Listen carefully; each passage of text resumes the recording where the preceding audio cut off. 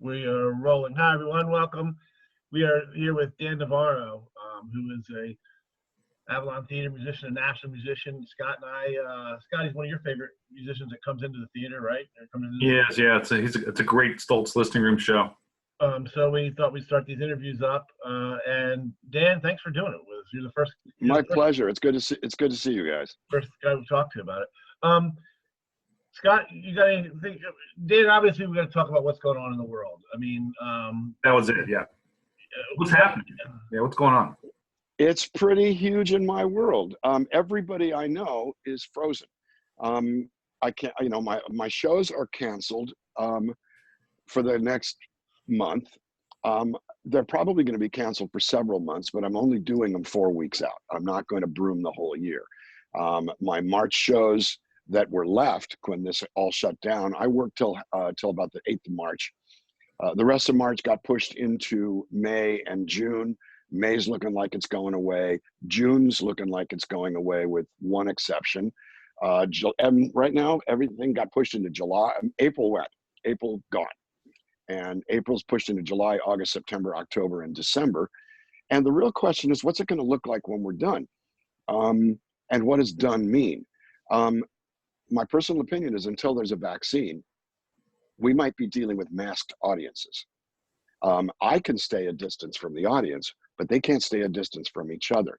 I'm actually thinking about buying bandanas and either giving them away or doing them at cost or doing them for a donation, imprinted bandanas, Dan Navarro, We Belong, covered up, something like that, to put a positive spin on it.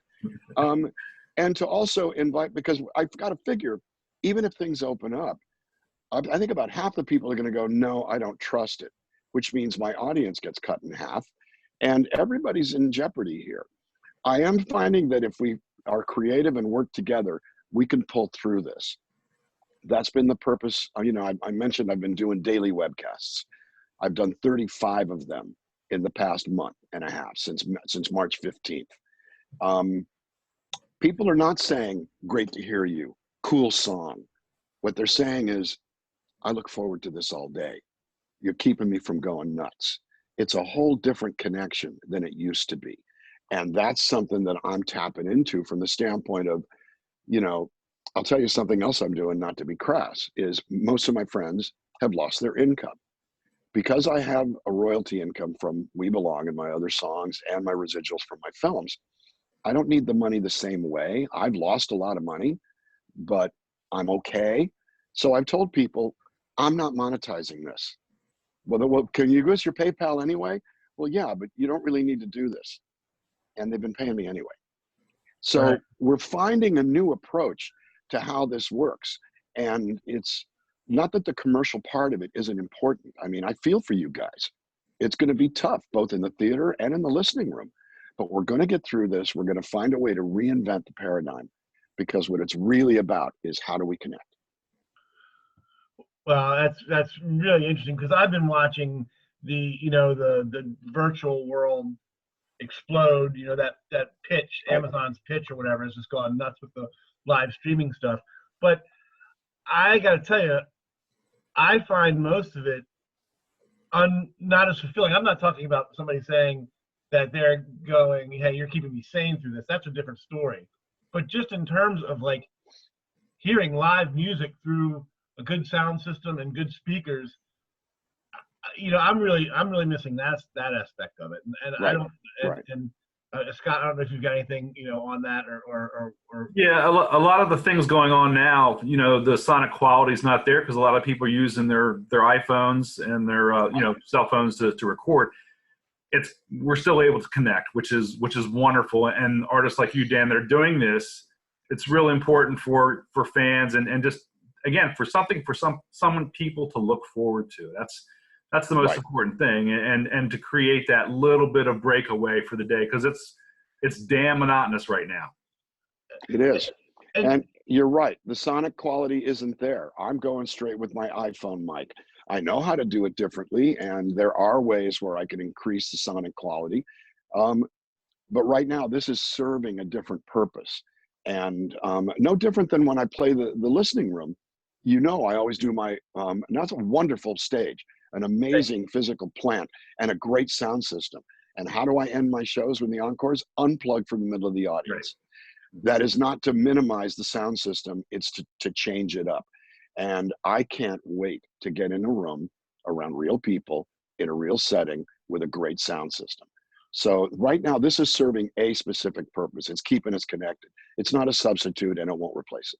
How much do you miss the audience, Dan? Very much, very much. I talk to my phone like they're there, and it's a little bizarre. You know, it's not awkward for me, but I miss that. And I go back over the webcast later and read all the comments for that experience. The feedback from the people, I miss it badly. But, you know, I'm built to overcome adversity. That's who I've become in my life. And I look for the bright side. I find the thing that where you can, I mean, I did a song a couple of days ago that has the months of the year, right? January, February, second verse is March, April. I skipped the second verse. I went from February to May, and I had to stop the song. I couldn't just throw the other months in the out of order. No one would know if you swap verse 2 and verse 3. But I went, okay, you guys, I got to do this, and I started over. I'm finding a way to work into the disadvantages and make them into advantages, but it's not a substitute. Right. Yeah, I'm really interested to see what all comes out of this, because the reason we're doing these interviews is because, you know, this will get viewed a lot more than it would have pre-coronavirus. I mean, not for That's exactly right. So, things are going to change. Scott, do you have anything in particular you want to ask Dan? I mean, I know, Dan, you are going through your bio. You've done a lot of different things over your career. You've been extremely busy. I wanted to ask, just to sort of quantify it, if you were the same artist as when you were starting out and going through this versus having had the career that you had, and, you know, it's not a career, say, like Madonna, but it is, you know, Still a damn good one. It's a great career, and they're able to make a great living off of it. What's the difference between if you were just starting out now, those artists who we talk about, who really are struggling in a major way? Can you quantify that for people? Sure. When I started out, I wanted to be a rock star. I wanted to be as big as Dylan. I wanted to be as big as Neil Young, and it didn't happen. The variety in my career was the result of getting successful in music late. I was 32 when I started making a living at it, not 22. I didn't start touring. The first album came out, you guys, when I was 38 years old. So I was thinking I might only have 2 or 3 years. You know, I'm not embarrassed and ashamed or resistant to saying I'm 67 years old and I'm still at it. I've been doing this 30 years, but that's not normal. 67, dude. You look Thank really you. great. This is nothing but natural. I swear to God, I don't color. And I'm lucky. But here's the thing.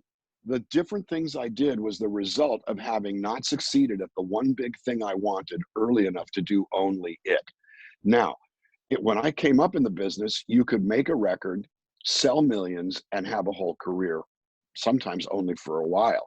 You know, there are groups out there who did way better than us, but they didn't develop the grassroots thing, which means when it was over, with no offense intended, because they're my friends. Where are the Rembrandts now? Right. You know what I'm saying? And I'm still on the ground slogging it out every day. But the movie career, the institutional career, the voiceover stuff all started out of a form of necessity. And yet here we are.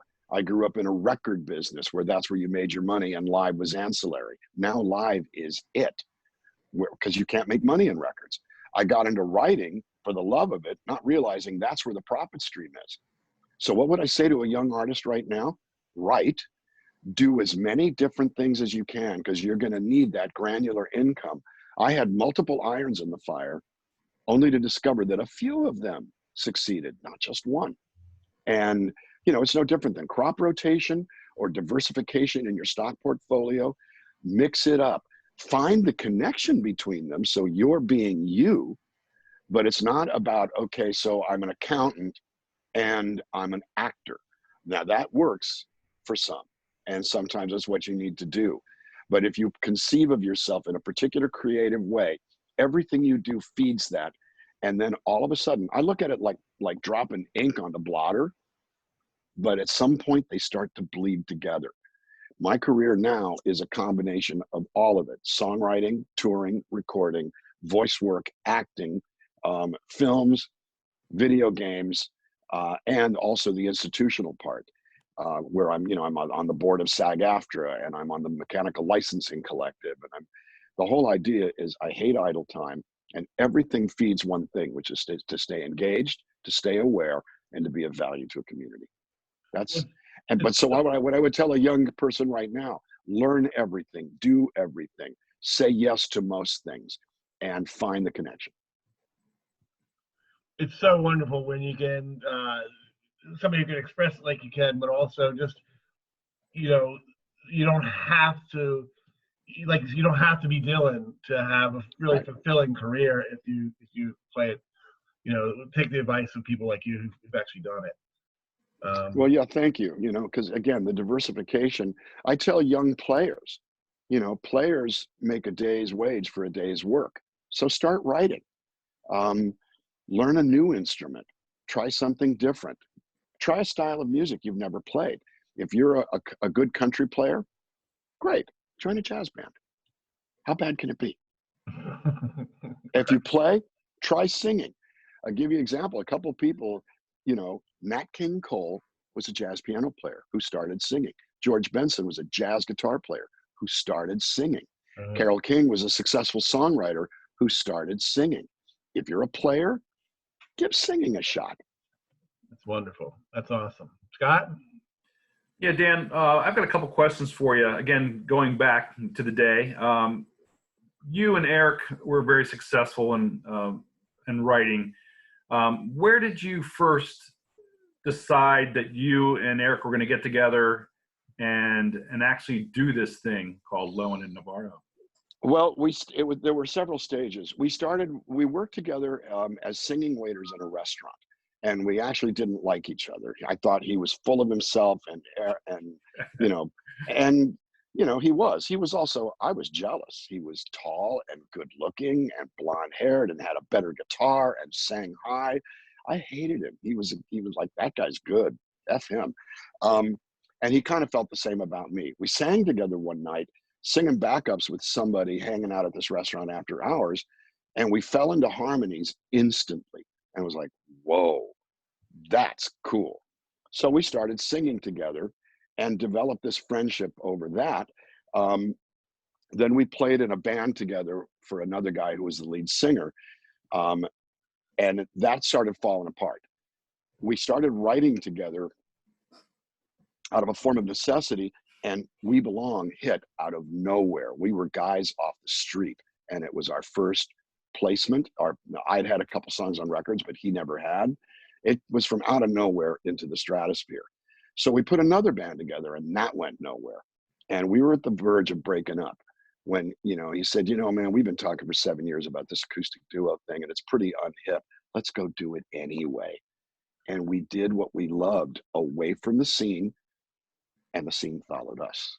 We did not try to make it. We just did what we loved. And it was 1987 when we started. Acoustic music wasn't such a big deal then. With the exception of Tracy Chapman, acoustic music wasn't happening.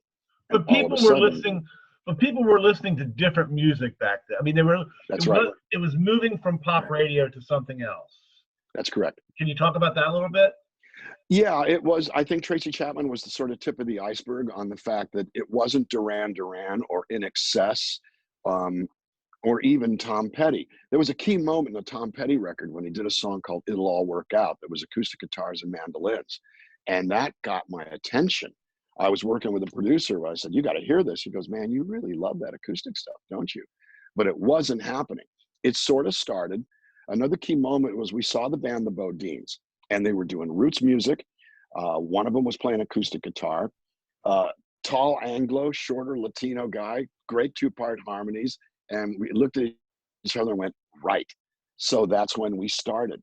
But it was really, playing out in this little tiny club in LA called The Breakaway, not telling our music business friends because we were already successful songwriters.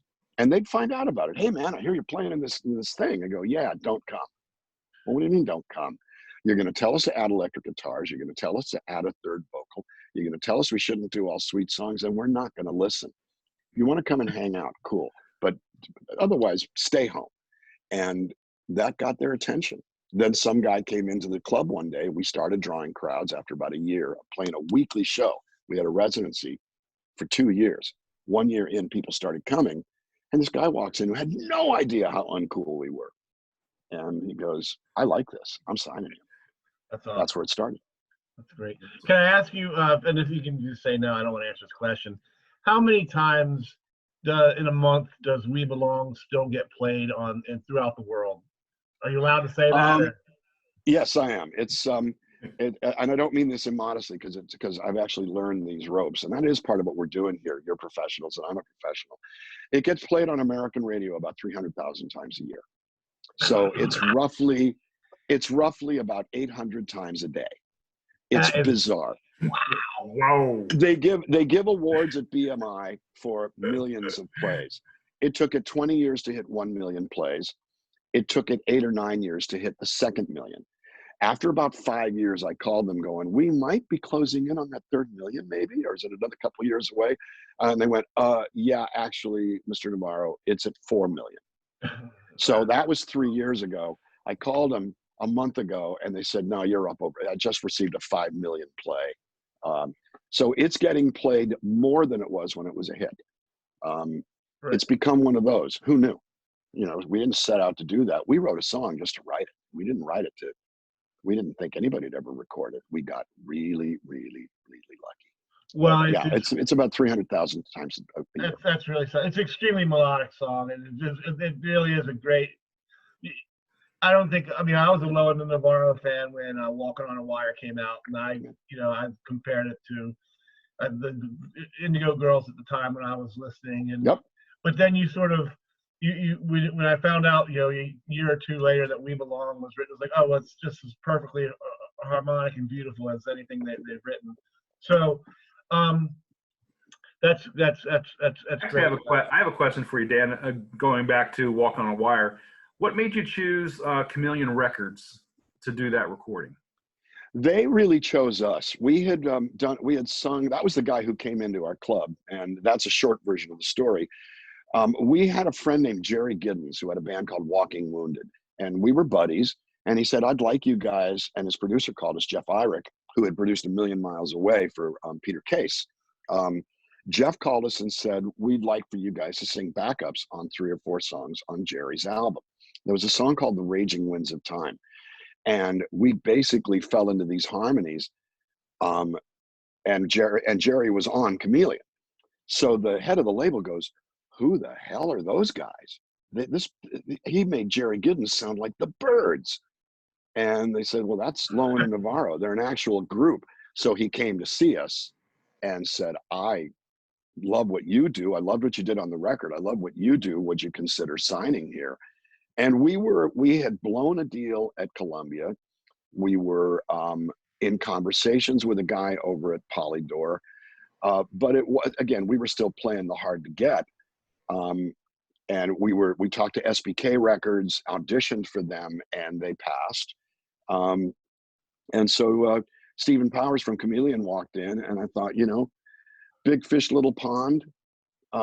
Let's do that. We were 37 and 38 years old when we signed, and it was, as far as I was concerned, we might get one record. So I wanted to sign with somebody who loved us, because I didn't want the expectations to be as high. They worked it really hard. It broke on national radio and put us when we loved the road. So we went crazy. And yeah. I still am stunned that it's 30 years later and I'm still vertical and above ground. It was a great time for live concerts and bands. It really was. Great songs. It really was a fantastic time, for a very special time.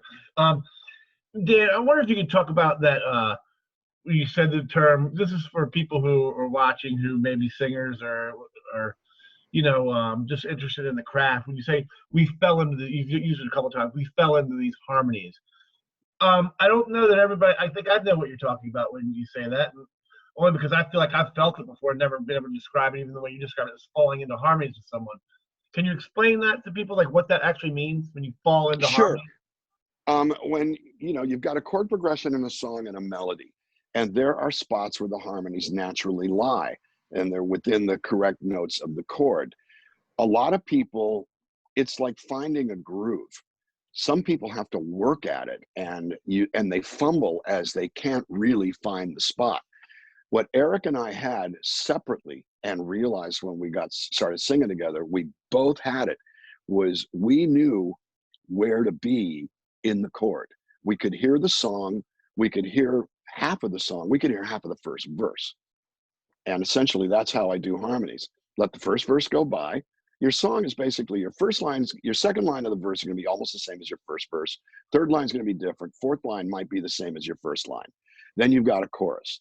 If you let a verse and a chorus go by, you know the whole song. And you can then go and put the harmonies in the right place. Well, he could too. The first time we sang together, it's kind of a legendary story. We both hit the same note. Realized, oh, he's on that note, I'm going to go to the other note. But we both realized that we both went to that note.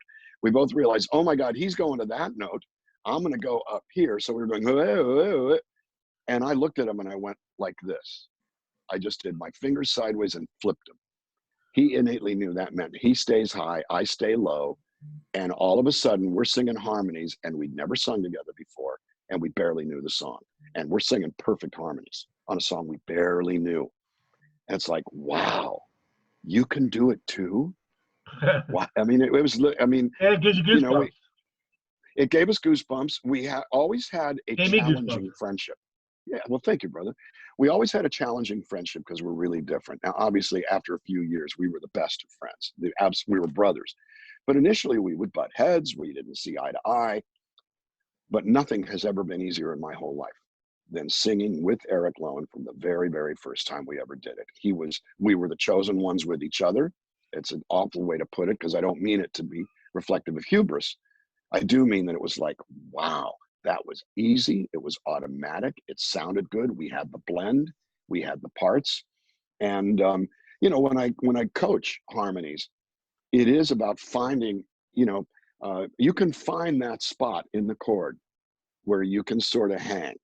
I actually have a philosophy of harmonies. It's like basketball defense. It's either zone or man to man.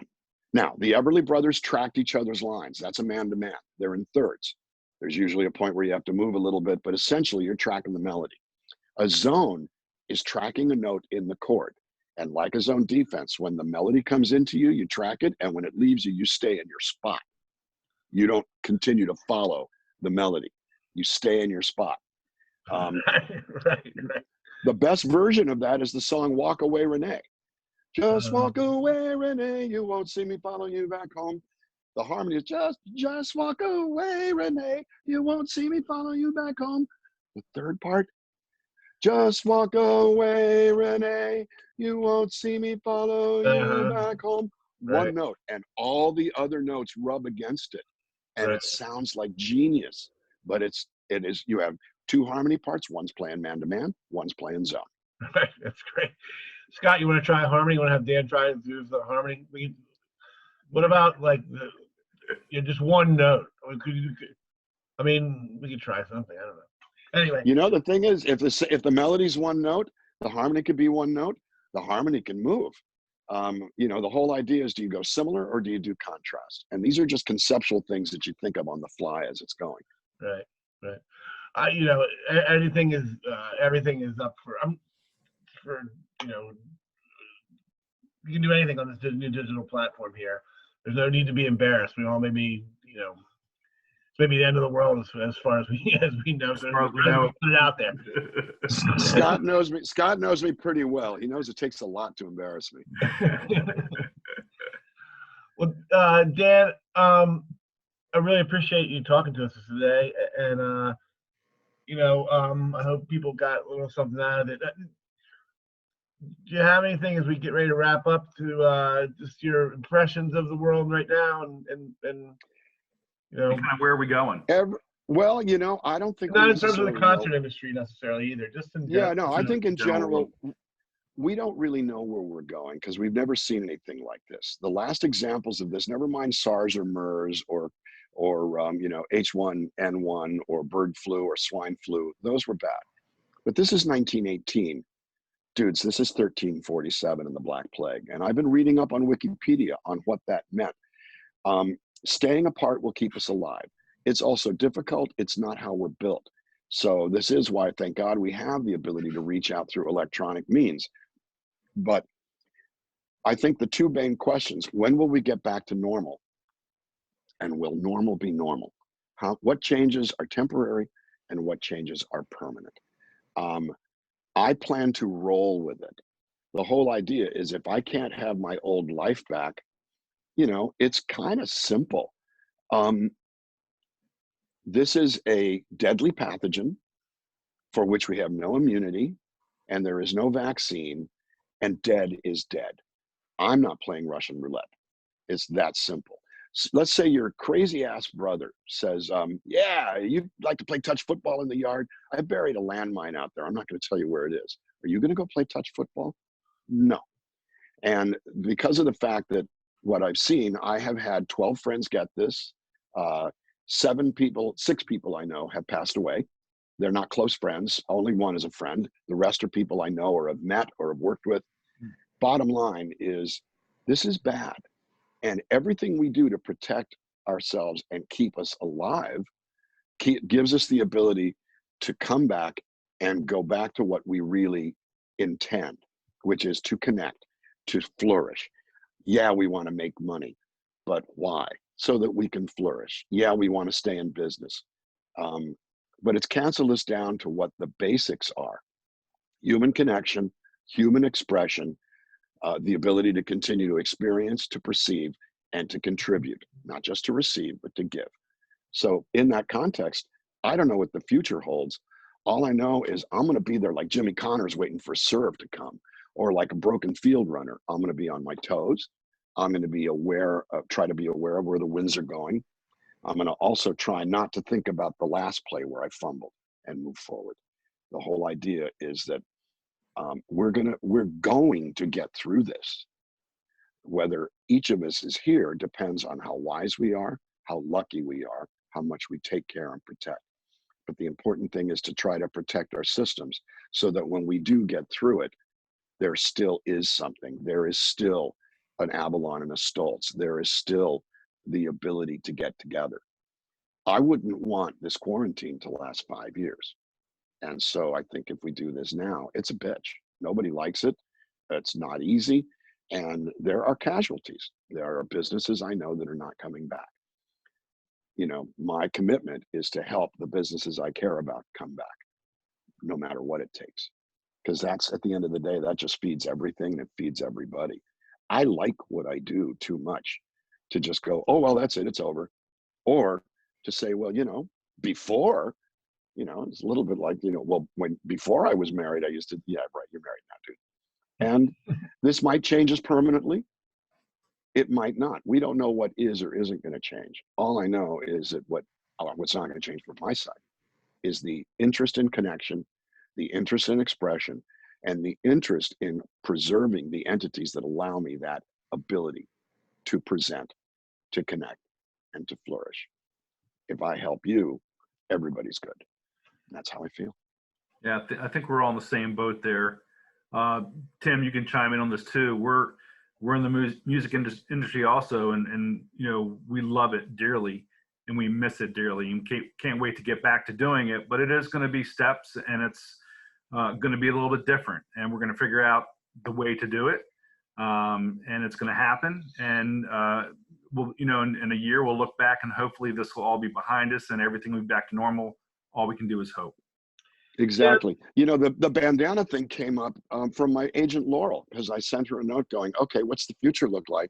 Am I going to have to insist that every audience member be masked and make it part of my contract? And then she said, why don't you do it instead of ask for it? And I went, oh my God, whether I sell them at cost or do a donation, I mean, I could make money at it, but that's, bottom line is that then I go online and every promotion house out there is selling bandanas and face masks. So the point is, if I provide them, what's it going to cost me? You know, $100 a show. That's, I Right, mean, you know, sure. I pull 60 people in. I can buy them for $1 a piece. Right. Giving away 60 bandanas at the Stoltz room in order to preserve an audience. You know, that sounds to me like no more big an investment than buying dinner for my band or a hotel room. Right. If it becomes part of what I have to do, then and give away bandanas. So Right. it's going to change how we do it, but we're going to change. I'm really interested to see. I mean, I hope that it lasts for a while, because I do think there are a lot of great changes that could come out of this. The one thing that hit me immediately within the first 5 days of when we had the we've been in for all 5 weeks now, like California, was how much the audience meant. I, you know, Mhm. as a promoter and as, you know, as a host, or, you know, in a venue, you always think, well, you've got to have the artists, and you do have to have the artists, and you do have to have the artists, but there's nothing without the audience, and there just isn't. No matter how good of an artist you are, you can. So I'm really interested to see what will happen between the audience and artist relationship as we move out of this. Well, it's a three-legged stool. It's the venue too. You take my audience, you take me, and you put me in a different venue, and not as many people show up. It's Right. kind of as simple as that. I've gotten, you know, I've sold out the Stoltz room the last 3 or 4 times I've been there. Yeah. And that doesn't always happen in other rooms that have the same capacity. It's because your audience is sitting there going, Dan Navarro at that room? I'm there. And so it's not just the 2, it's the 3. Right. Right. Well, thanks for pointing that out there. And listen, thanks for taking time today and to talk to us. We're going to post this on Facebook and, you know, wherever we can get it out, and just let everybody know what you're up to. And Great. I appreciate it. we really appreciate. Good luck with everything, and Thank you, Dan. I'm sure we'll be talking at some point in the future. Hopefully. Looking forward to seeing you soon. I think we're talking about January, and I'm hoping things are back to normal, especially in Dan. I'm going to put bandanas. Bandanas. Bandanas. January is it's meetings, bro. It's like, well, it's January. It's time to have Dan back. So, and it's great. Great. We really appreciate it. Good to see you guys. Thanks so much. Have a good one. Stay safe. Thanks, guys. See you. All right. Take care.